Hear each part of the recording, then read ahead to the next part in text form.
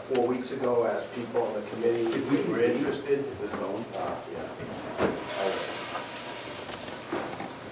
don't know if it's. I don't know.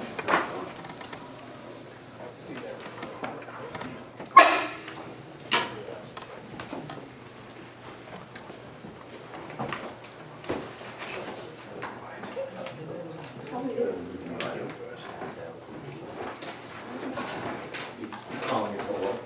Yeah, I'd like to call the finance committee at order. 7:48. February 16th, 2016. The purpose of the meeting tonight is twofold. She had a drink. One is on She has a written. audit for we did an RFP for audits about 4 weeks ago. Brought down some summaries. I asked everybody on the committee if they were interested. They could go read the audit responses. They'll all do the exact same thing for us. This sheet. And this is an audit of what exactly? The city audit. Just the whole- The annual city audit financial. Auditors. But not something specific, just a general audit. This is the general financial audit of the city that has to occur every year. Okay. By law. And so last year, we determined, I would like to take a vote tonight, because if nobody's read those, who haven't taken the time to go up and read through the audit documents, by this time, they're probably not going to, so then it just becomes, they're all going to perform the same duties. You know, they all have to file the same reports, work with the controller. If you want to hear from the controller, that's fine, ask him a question. We got 5 responses. This sheet, they're going to get this sheet on top of there. Outlines what the costs were on the bottom, the estimated hours that they estimated will take. Roselli and Clark is our current auditors. They came in with a bid of $70,000 renewable for 2 years for a total 3-year cost of $210,000. Ron Bello and Company came in at $74 a year, $222. Roselli and Clark estimated to take them 820 hours, Bello 777. Melanson and Heat came in at $249, going from 82 to 83 to 84. Powers and Sullivan, 720 hours, came in at $267. I will add this about Powers and Sullivan, that I personally would not vote for them based upon the fact that they were given the ability to do the audit for the missing funds out of PIPs and Treasurer's Office. That audit was supposed to be done by November 30th. I read the letter aloud last week of them saying, well, they got busy and didn't get enough time to get to it. They'll get to it soon. That is unacceptable for somebody who spent most of their life in financial operations.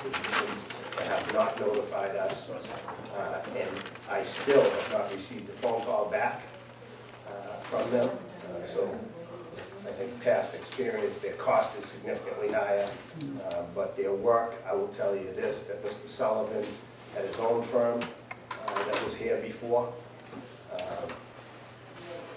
and they have now merged with Powers and Sullivan. Mr. Sullivan's firm was in charge when we lost $14,000 out of the Treasurer's Department. And then final, Markham LLP, $274,900. So I'd like to hear from the controller, and do you have a preference or recommendation? I should have appendix or prescription. So, I guess it's more on our procurement practices. When we are asking for services, are we just kind of like throwing it out there in the newspaper? Like, how do we get these responses? So in this instance here, the city voluntarily decided to issue an RFP. Services for audit services are exempt from Mass General Law bidding. You can go with whoever you feel is going to give you the best service. So you don't have to procure, you can You don't just have to. specifically to your auditor. Correct. in this instance, the city thought it was a good idea to do that, and I think from a financial standpoint, it benefited the city tremendously. You know, we're saving, you know, if we were to go with the low bidder, about $22,000 over what we're currently paying, going from 92 to 70. And I think it was really eye-opening reading through, there were 5 respondents, and reading through the 5, you know, various responses, it was pretty eye-opening to me, you know, as the controller, seeing auditors in here on a, you know, monthly basis, you know, the different philosophies in what each of these 5 respondents came back with. You know, my own personal opinion, I think that 3 of them, you know, the way the RFP was written, it said that the responses would be ranked, you know, and voted on, you know, as highly advantageous, or not advantageous.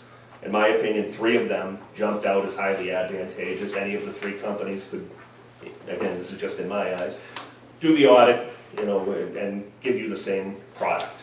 You know, those 3, if you'd like to hear. And just a follow-up, or just a quick follow-up. So I have nothing, I actually want to support small businesses, I have no problem with small businesses. I've never particularly heard of any of these ones. Do we ever reach out to like PwC's, Deloitte's, EY?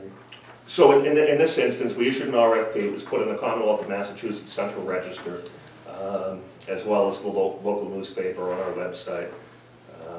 And, you know, that's what we're legally required to do, that's what we did.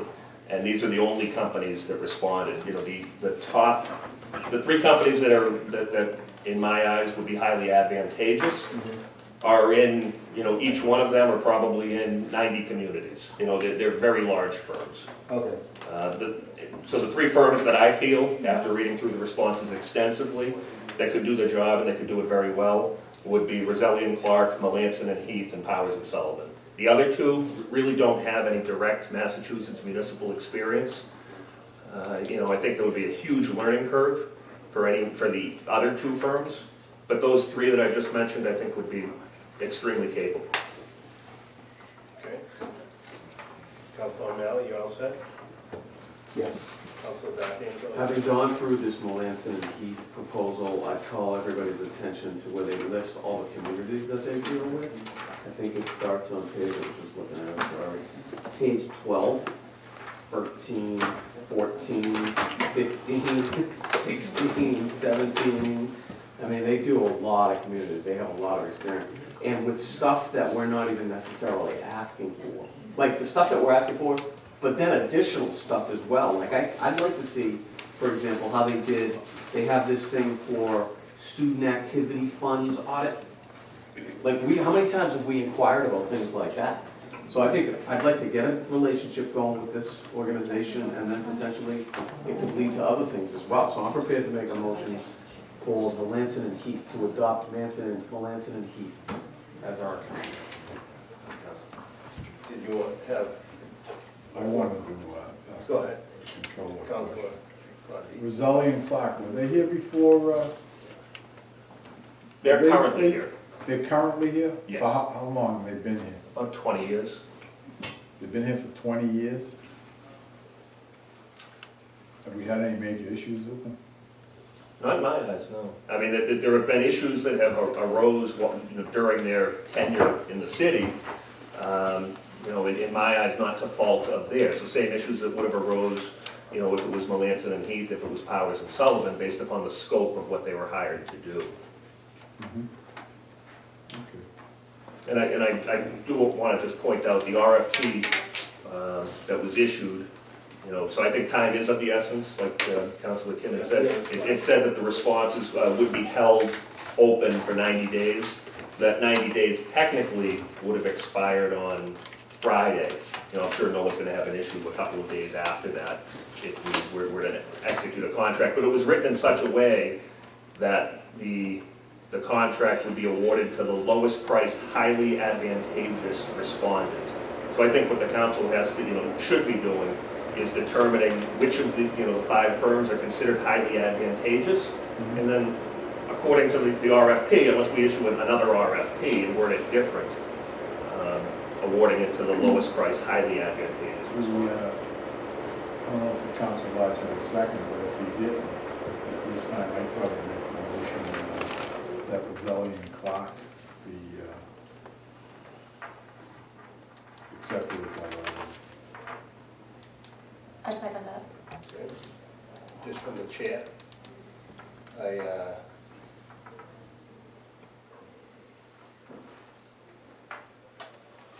would say that, given everything being equal, given the financial difficulties that we're in,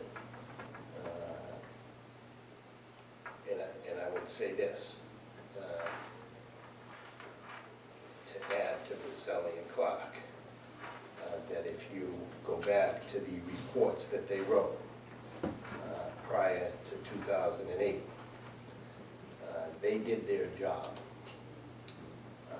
and warned us that we lacked controls on numerous occasions leading up to the big theft that occurred. It is not their job to implement, to make sure those things happen. So there was fair warning to us. If there was nothing in those reports, then I'd be the first one to say they should have been held responsible.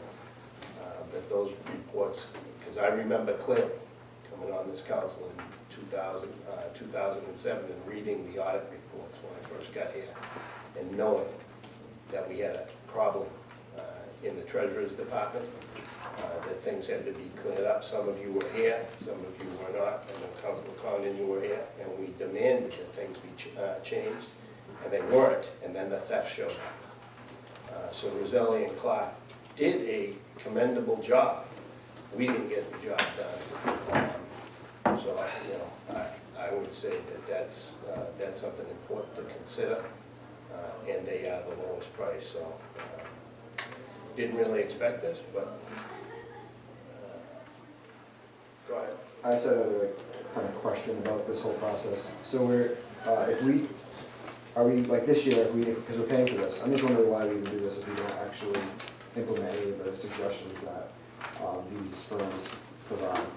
Like, we legally are required to do this. If we don't, I'm just wondering what happens. Yeah, that's- $220,000. Well, that's a whole other debate, whether you hire them or not. I mean, that is a debate we ought to have, but the city generally has a lack of holding people accountable. It was mostly, I mean, obviously I'm being kind of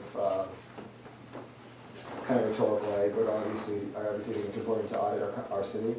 But if we have been paying these people to audit us for the last however many years and they've been telling us that we have a problem and we just don't even open it or read it, you're probably one of the few people that actually read the audit. I just don't think it makes sense for us to spend this money. No, I understand, but you know what I mean, I'm just kind of making a point, if we're gonna have people do this and not actually read these reports and not actually do anything, I don't really see that. Well, And you did, I yeah, understand. no, I would say that people read the reports. I would say that the council did their job up to a point. And that was to demand that action be taken. Whether the council did their job or ever does their job on actually holding employees accountable around here is very much up for debate, but that's for another night, I think. Understood. Councilor Doc Anderson. Thank you. I got nothing against Roselli Clark, just to be clear on that. That is not I my don't thing. either. What I'm saying is, if we get somebody new, what comes with that is all of their new prerogative, their new questions. They don't know any of the things. They're gonna come in and they're gonna ask all those things.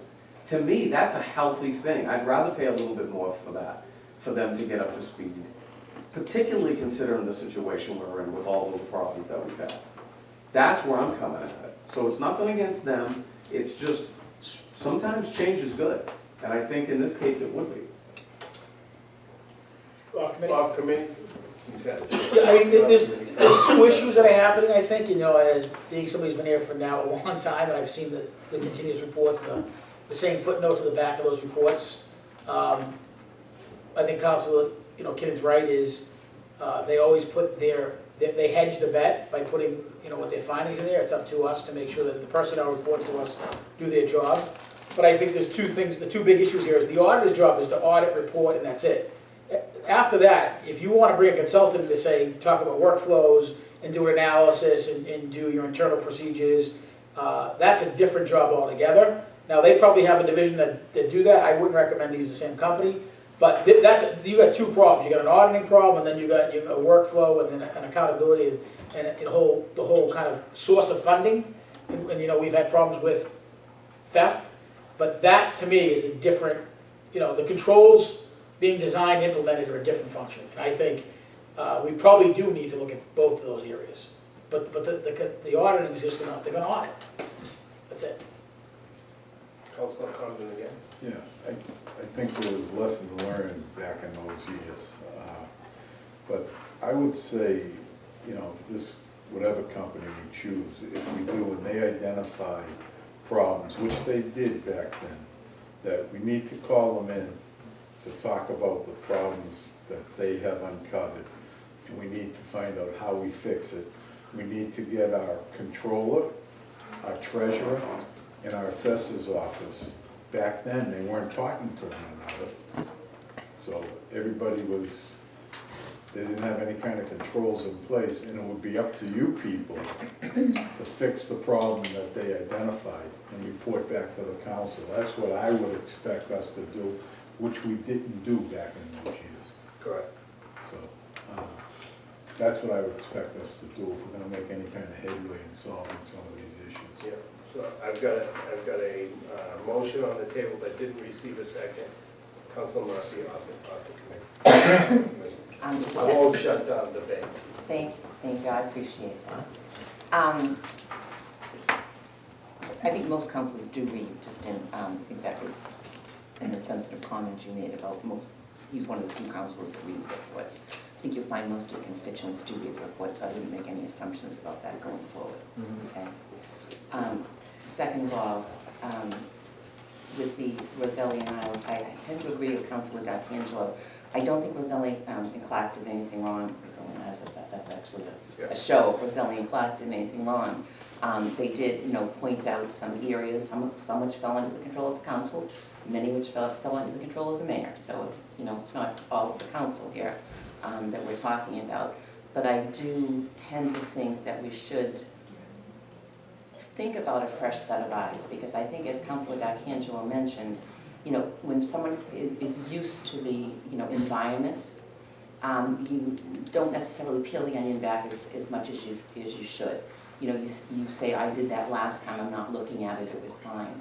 Whereas I think a new set of eyes sometimes is very healthy. Not that, you know, our past auditor did anything wrong, but we might gain something from, you know, having a fresh set of eyes. So that was just my comment on that. Thank you.